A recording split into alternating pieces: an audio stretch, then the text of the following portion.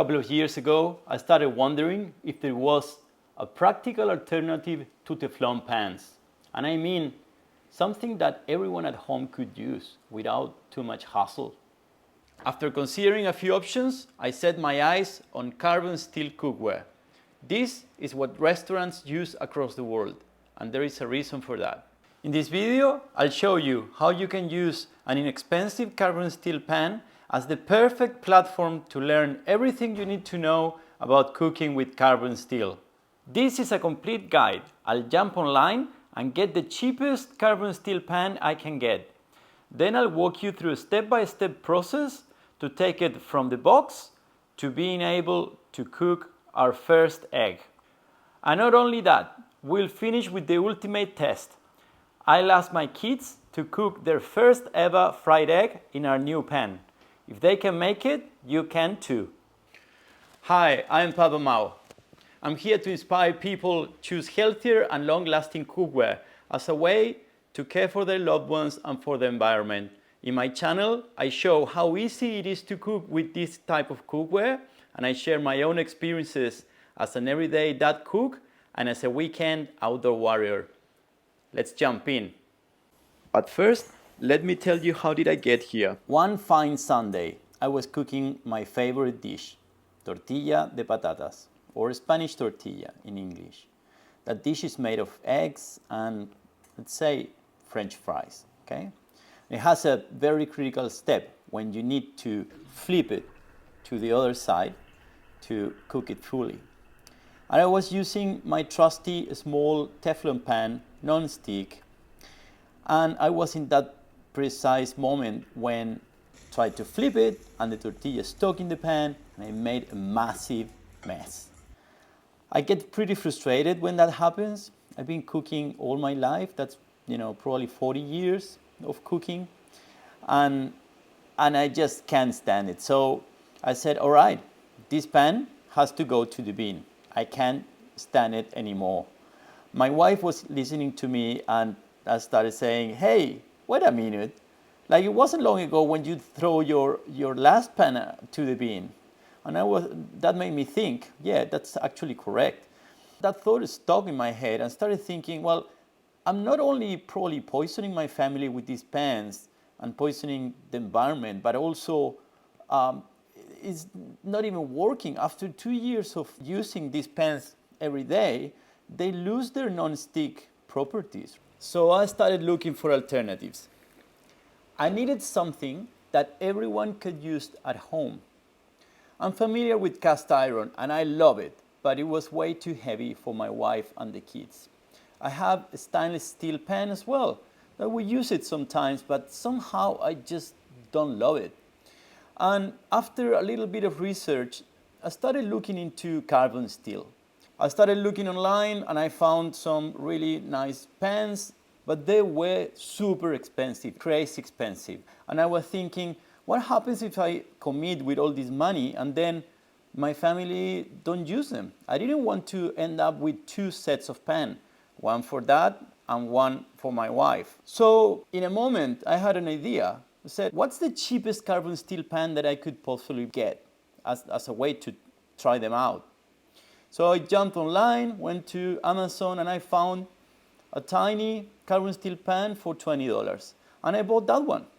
So I said, okay, if we manage to master this little one, and my wife is happy making the change, then I'm a lot more confident committing with more money to buy a set of nice cookware. And that decision changed our cooking life forever. So now I will repeat the process for you. I'll jump online, I'll get the cheapest pan I could find, and I walk you through a step-by-step process from having no idea on how to use them to be able to cook your first egg. Okay, this is our pan. I think I paid $10 more for delivery. Pyrolux, the cheapest find on Amazon. So this is blue steel. Blue steel is a type of carbon steel that is being put into a heat treatment to make it a bit more resistant to rust, but it's still carbon steel, so it's the same. The first thing we need to do with this pan is to wash it properly. They come from factory with a protective oil just to make sure the pan arrives in good condition without any rust. So we need to get rid of it. How we will do it?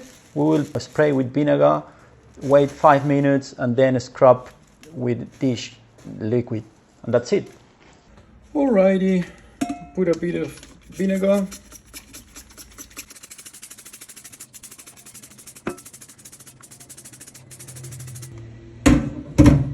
And let it sit there for 5 minutes.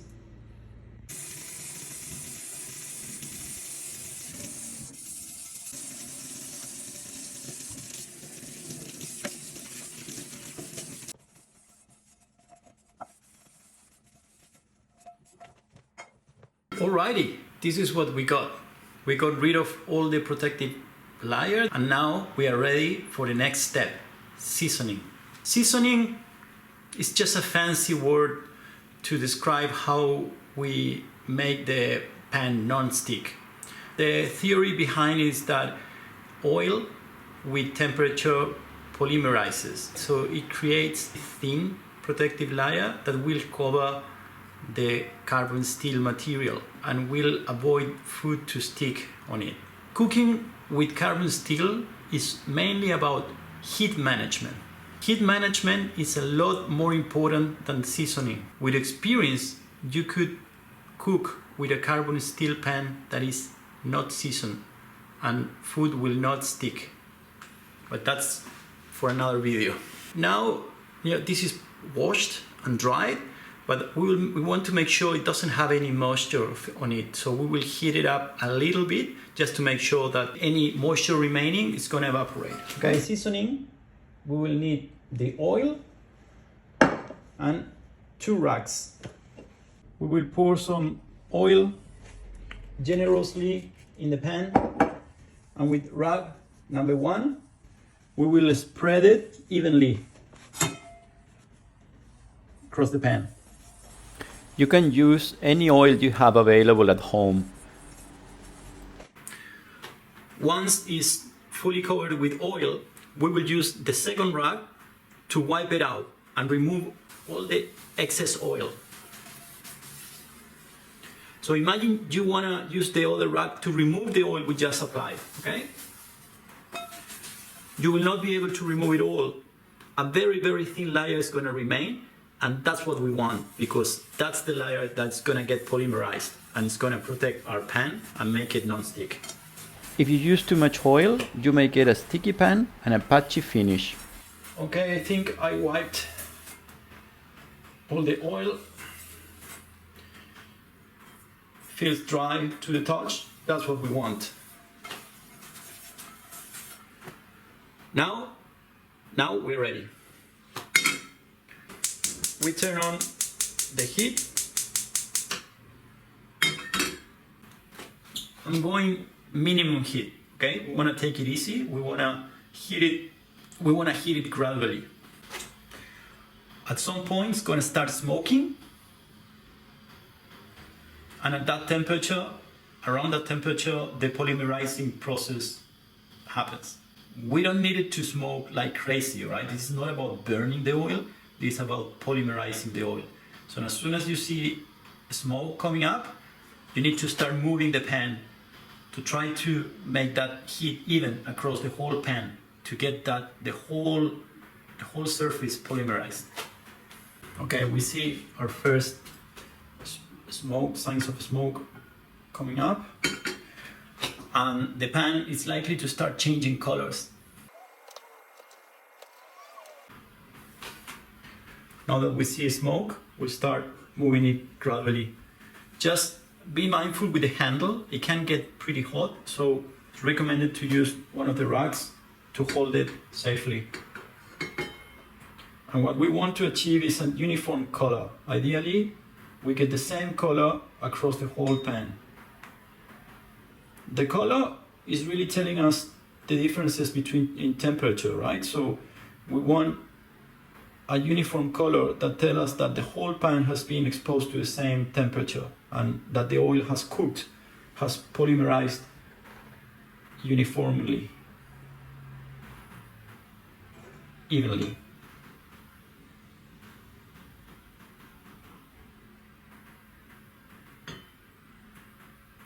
Just take your time. This process may take a few minutes, maybe 5 minutes, but you just need to do it once, really.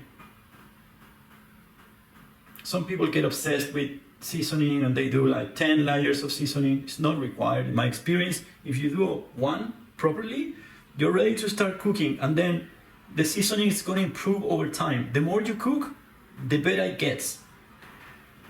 If you want, you can do maybe 2 up to 3 seasonings before you start. See how you feel about it, right? Some people enjoy the process, some people don't. With my first pan, I did like 5 seasonings, because I was sort of experimenting with the idea. But now it's once you get the hang out of it, you realize that it's not that important. In my opinion, don't tell anyone. Seasoning is overrated. It's all about heat management. That's where the real skill is.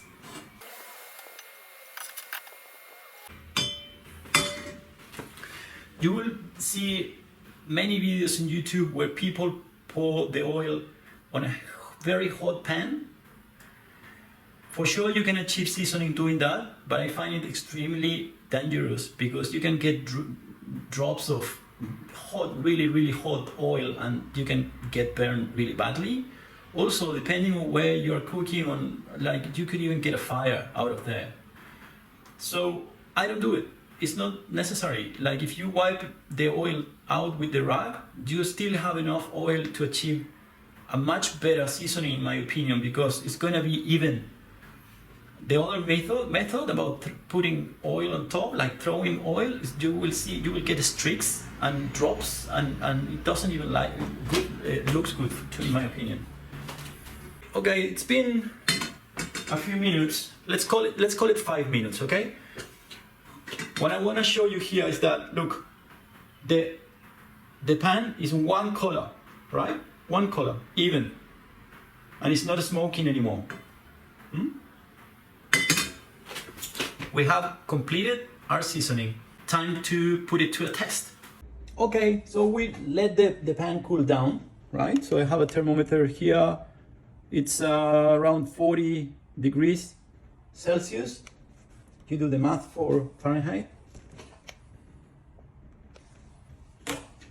And I'm happy with that temperature to start with the infamous egg test.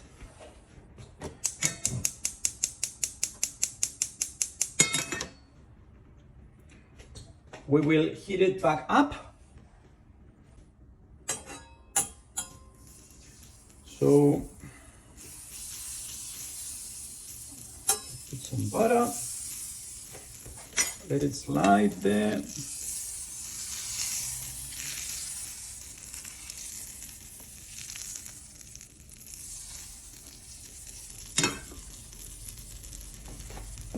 We wait for the butter to stop bubbling. So stop bubbling, and we are ready. Still watching? Now you have to subscribe. Now seriously, I'm just starting YouTube, and getting subscribers is pretty important. I would love to be here in the long run, creating good content for you.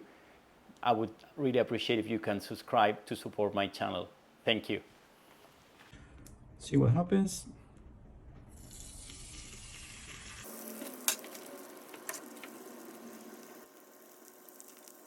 You won't touch it.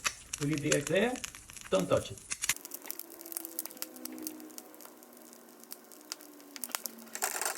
It's this way. Look at that. And we have a completely floating egg. Oh my lordy. Look at that. Flip it.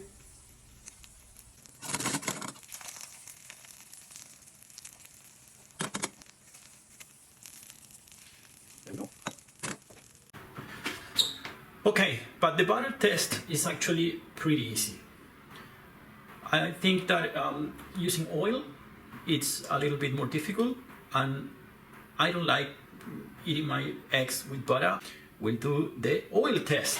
Okay, for the oil test, look, we can use olive oil, right? So this is what I use for cooking normally. It's healthy. It has a lower smoking point, so it starts smoking a lot earlier, but that's okay. We don't need to heat it that much. Alrighty, we'll do the oil test. A little bit of oil. Again,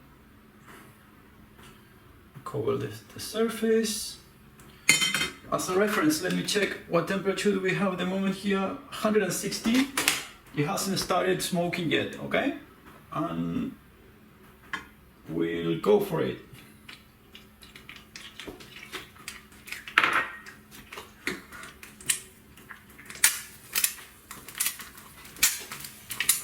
You see that the egg doesn't go crazy, it starts splattering everywhere and, you know, making a mess. Just leave it there. That's key. That's key for cooking with carbon steel and with anything really that is not bloody Teflon. When you put your food into the pan, you're committed. Don't touch it. Okay? At the beginning, the first few seconds or maybe up to a minute, the food grabs the pan and it sticks to the pan. So if you touch it there, that's gonna become a mess, right?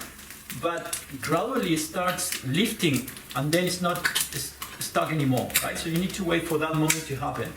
How do you know? Well, you see the food and you tell, right? But to make it simple, don't touch it for a minute, okay? In this case, we sort of see that in the sides it starts lifting, right? Look at that. Oh, there you go. Bits and pieces, not stuck, nothing stuck in there, right? And the sliding egg with olive oil. See if we can pull the flip. Woohoo! There you go.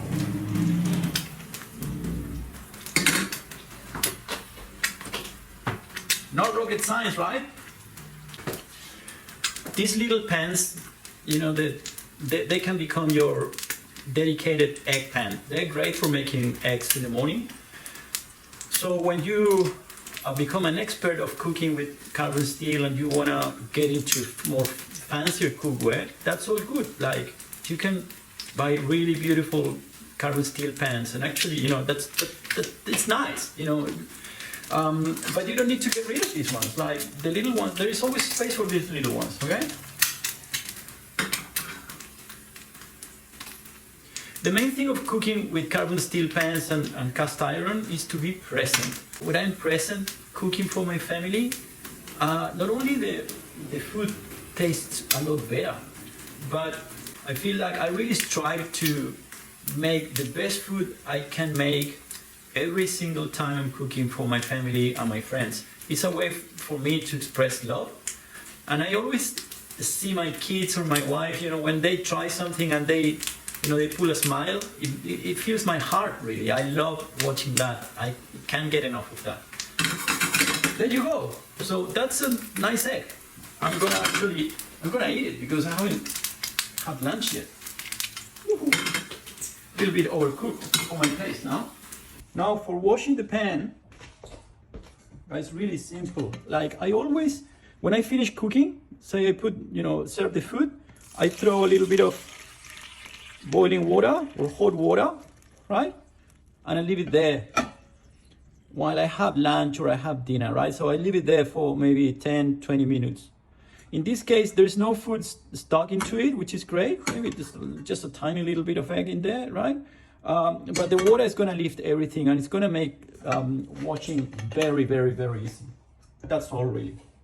Okay, for the washing, just normal. You can use just water, but I use my own soap that I make because I like to remove the oil from my pans. And it works great, doesn't remove the seasoning, it's just great. That's all. Then you dry it properly and and that's it, ready to be used again. If you're going to not use it for a few days, you can add, a few drops of oil, and that's gonna protect it a little bit more from rust. But you don't need to do that every day. And subscribe. Alrighty, we're starting with the egg challenge. Alright, Poppy? Yeah. Okay, gently. Perfect. Okay. Move it a little bit. Yeah. Look, I think it's ready. Hold it with the handle with your hand. Okay. And see if it moves. Woo! There you go. Flipping. Look. Perfect. Done. Hey, that's your first fried egg. Yeah. Augie, Oh. there. Have you ever cooked an egg before? No. No? Alrighty. Alrighty. Yeah, it is lifting. Yes? Yeah. Sticky? No, right? Okay. Careful, don't break it. Now grab the handle and see if you can make it move. Is it floating? Yeah. No. Yeah. There we go. My first Another floaty fried egg. Hey. All right, guys, how was it? delicious. I'm still eating a little bit of it, but it was so good. Was it difficult or was it easy? It was so good. so easy. Yeah? Was it sticky? No, not that much. Great. Alrighty. Good. You're making eggs now for the family? Yeah. Woohoo!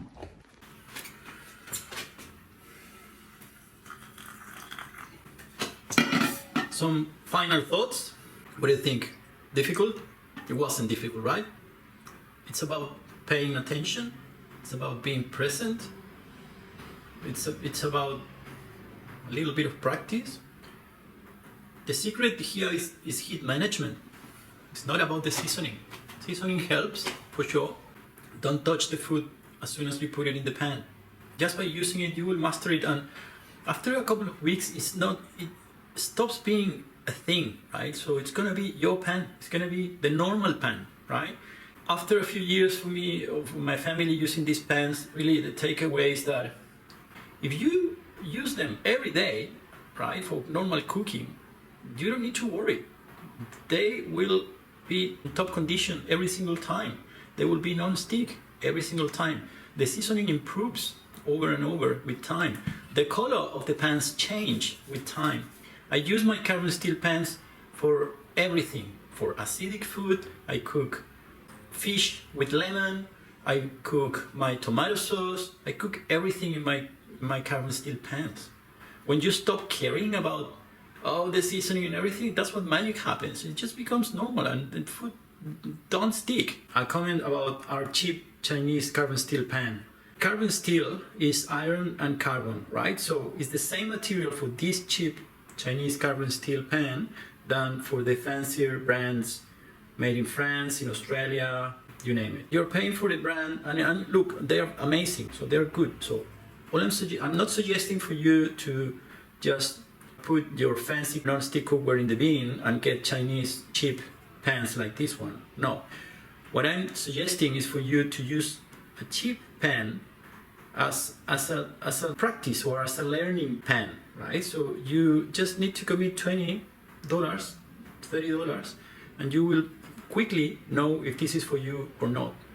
You may find that you love this thing and you don't even need to get rid of it. You can use it to cook eggs once you decide to move into the more fancier carbon steel cookware, which is great. They're thicker pans, beautiful design. I love them. And you can start your own collection if you want. See if everyone in the family are happy with these things.